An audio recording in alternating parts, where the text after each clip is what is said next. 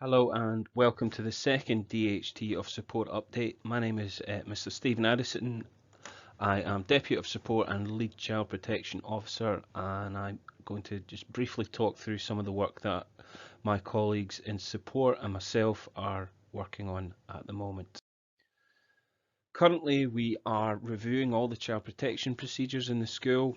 Obviously, that involves ensuring that all staff are fully aware of best practice in child protection. We are reviewing the actual procedures in the school and making sure that visitors to the school are fully aware of our child protection procedures, to actually drilling down to how we record and how we quality assure the work of child protection within the school. We are also looking to ensure that we are sharing more information with carers and partners about how we fully protect young people both in the school and when they are outside of the school, and we are looking to make use of our wonderful new website to share that information shortly. The fourth priority in terms of child protection is really to share more about the work that goes on behind the scenes with the young people, as opposed to ensure that they're feeling confident that if they are at risk, they are able to contact someone and they have a lot of faith in the school to act in their best interests at all times. We are also continuing to promote the wider achievement in the school.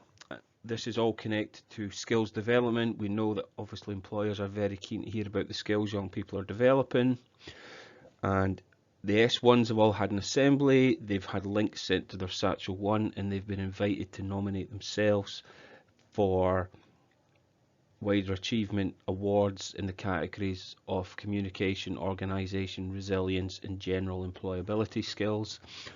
I am intending to very shortly send out a link for parents and carers to fill this in as well on behalf of the young people, because we recognise that as much as academic achievement is important, the wider achievement of young people is equally important in developing their actual employability skills.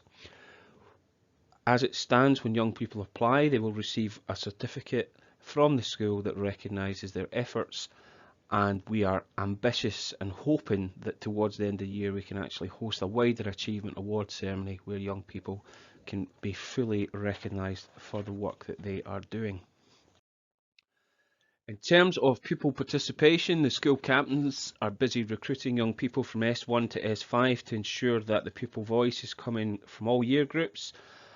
If you have an opportunity, I'd really welcome if you had a chance to chat to your child about getting involved. As far as I'm concerned, the more representatives from across the school that are involved, the better. Our school vice captains are establishing focus groups to look at learning and teaching, to look at relationships, facilities within the school, and how we ensure that we are an inclusive school. Hopefully in the very near future I'll have an update for you in terms of the responses we've received. We are also looking to start the recruitment process for pupil leaders for 22 and 23.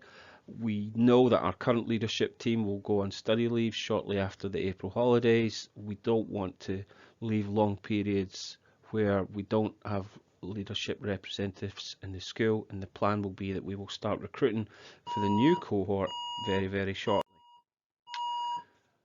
I'm incredibly proud of the strong record that the school has in securing positive destinations for young people, whether that be to move on to the world of work, the world of training, apprenticeships, college or university. And it's at this time of year that we have a particular focus on those young people that are leaving. We're working with universities, colleges, employers, Skills Development Scotland, our 16 plus key workers and our community learning team to ensure that all young people are moving into a positive, sustainable destination if they are thinking about leaving school. As a parent and carer, if you have any concern about the destinations your child is proposing to move into and you want to discuss it further, please contact the guidance tier. In terms of online support, all young people have a personal login to a system called My World of Work. I'm a huge advocate of this. It's developed and updated by Skills Development Scotland. It contains a wealth of information around jobs and opportunities, and it goes through the basics of how to apply, interview techniques, writing CVs, etc., etc. It's a really comprehensive tool and one that I fully support the use of. As I've already mentioned, our main partner when it comes to careers advice is Skills Development Scotland, or SDS as they're known.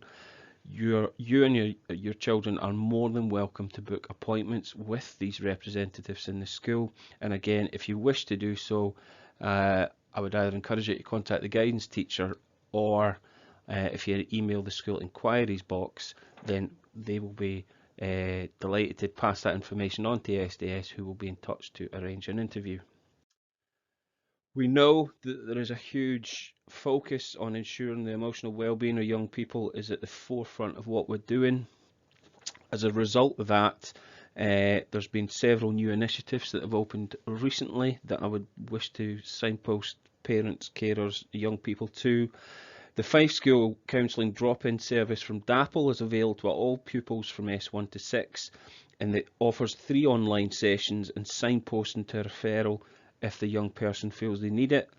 There are posters round about the school that the young people can actually scan the QR code and self-refer, and again, if they need support with that, I'm sure the guidance team would be more than happy to assist. Shine is a 6-session online group provided by Access Therapies. It's aimed at helping young people aged between 12 and 17 to learn more about anxiety and discover coping strategies to use when they feel anxious. The other resource you'll see on screen is Together All. It's an online community platform which is a safe and autonomous. It's available 24/7, and it's really designed to support young people's mental health. It's free to everyone aged between 16 and 26 living in Fife. The final provision that I would signpost you to is the Samaritans have developed a new self-help app. The intention is that it will help young people keep track of how they're feeling.